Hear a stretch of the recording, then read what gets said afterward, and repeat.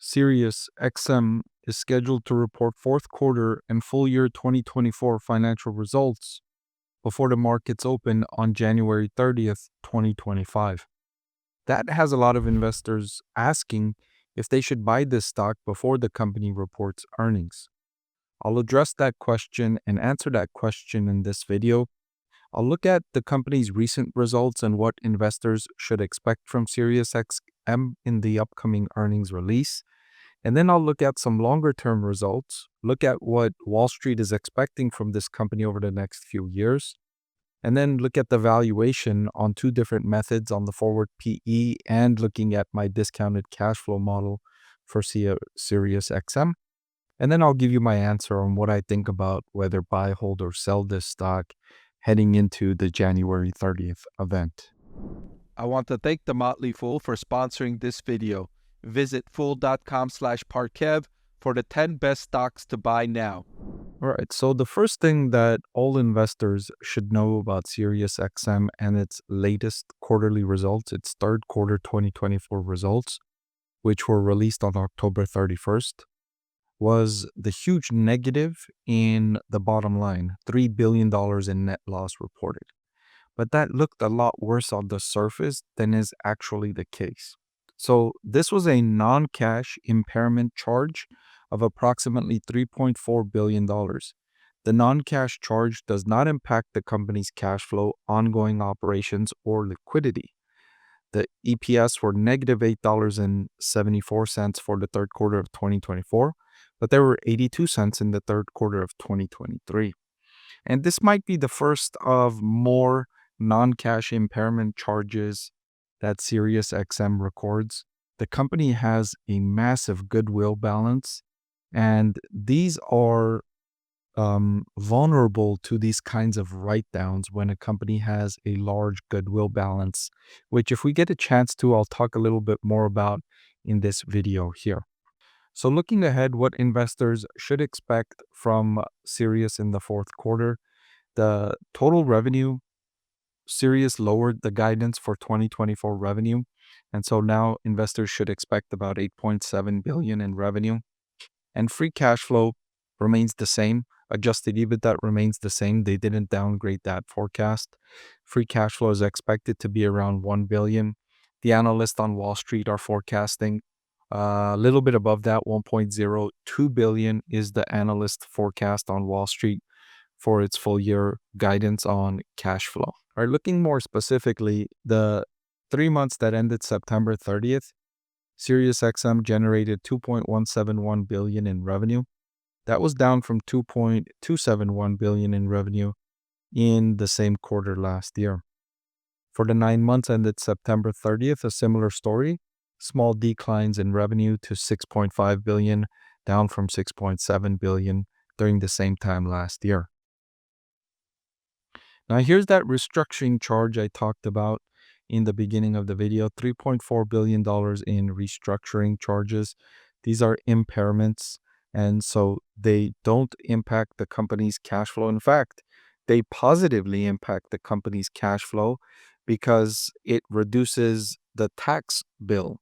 When you take this write down, you're essentially telling the government, the IRS, that, look, our company generated a massive loss, $3 billion we lost during our operations, so we shouldn't pay any tax. In fact, we should get a tax benefit that we can use to offset our tax bill from other quarters and other years if it's applicable.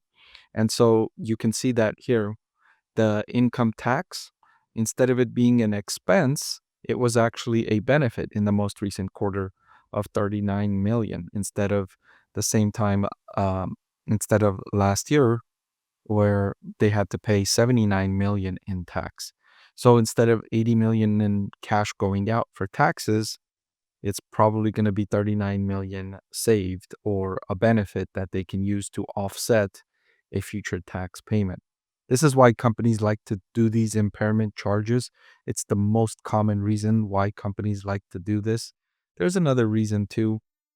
Sometimes when a new CEO comes in, one of the first things they want to do is take one of these massive write-downs right off the bat. So then they can show, like, look, during the 5 years I was here, Sure, the first year was bad while I was fixing the previous CEO's problems, but then look at how much our earnings per share increased because you started off at such a low base, right? Another reason is by taking this write down, they lower their income that's reported, and so it lowers the tax payment. That's the most common reason companies like to take these restructuring charges or impairment charges. All right, I did want to take a moment and talk about Goodwill. You can see here on its balance sheet for its assets, the company has $27 billion in total assets. $12.3 billion of that is Goodwill. Another large percentage is FCC licenses of $8.6 billion, which remains unchanged. But it's the Goodwill balance that shrunk, and that was the charges from 15.2 billion down to 12.39 billion. You might how does a company get goodwill? What is goodwill?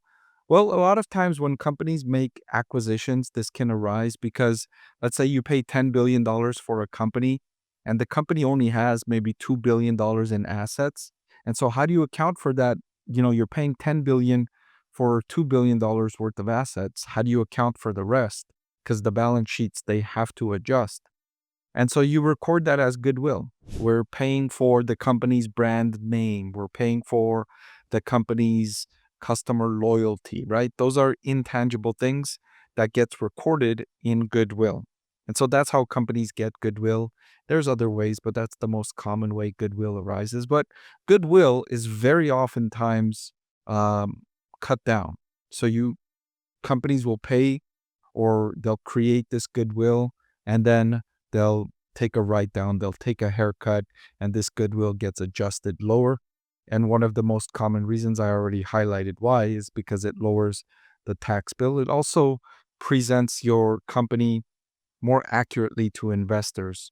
If the value of the goodwill is no longer that high and it starts to become obvious in investor eyes, a write down is necessary. And so that's what Sirius XM did.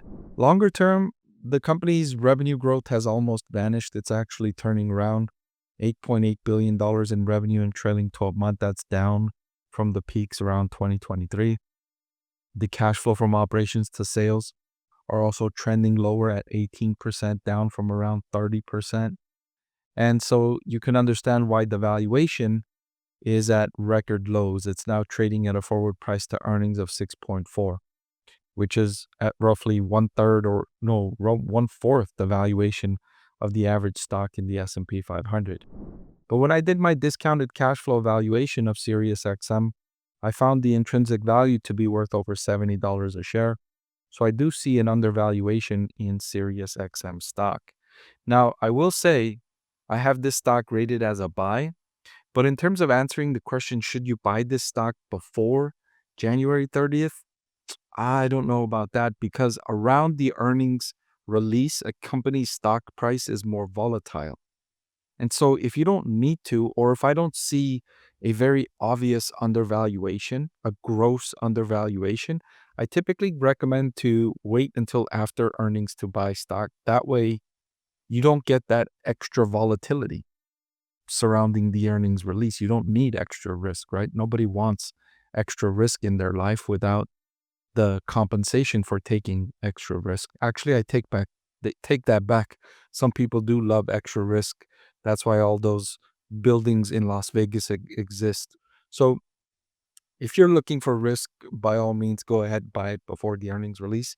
But a way to lower risk is to wait until after earnings, or you can split your purchase allocation in two, buy half before earnings and half after earnings.